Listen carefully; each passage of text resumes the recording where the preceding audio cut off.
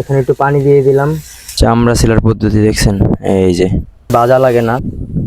বিসমিল্লাহির রহমানির রহিম। আসসালামু আলাইকুম দর্শক বন্ধুরা, আজকে লই আইছি ভাই মাছ, মানে আর ছিল না, আজকে নিয়তি ছিল ভাই মাছ খামু।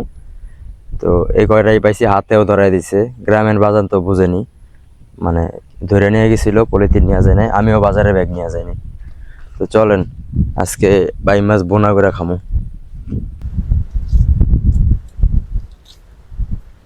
দেখুন কত সুন্দর ডিম হয়েছে মাছের ভিতরে। এই প্রথম দেখলাম, আপনারা যদি প্রথম দেখা থাকেন তাহলে কমেন্টে জানায়েন।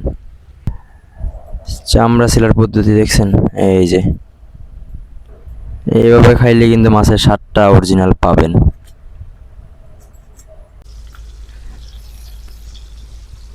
পেঁয়াজ দিয়ে দিলাম, আদা রসুন টমেটো অ্যান্ড কাঁচামরিচ, মরিচের গুঁড়া, হলুদ আর লবণ। এখন হচ্ছে ভাই মাছগুলো দিয়ে দিব। ভাই মাছ নাকি ভাজা লাগে না, আম্মু বললো।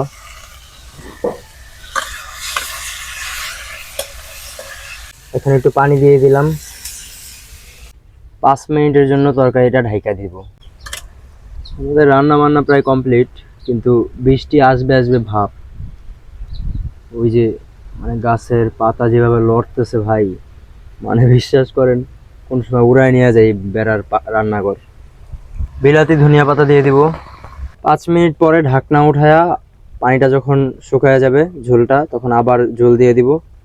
তারপর যখন ঝোলটা টানবে তখন আমরা নামায় ফেলবো। আমাদের তরকারি হয়েই গেছে।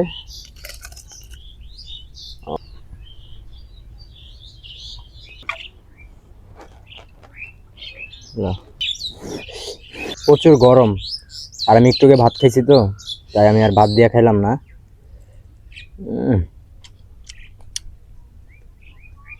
সেই স্বাদ ভাই।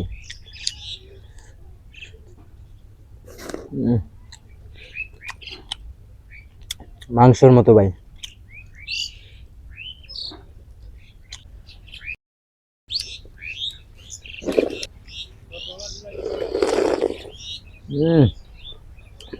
ভাই রে ভাই, অসাধারণ।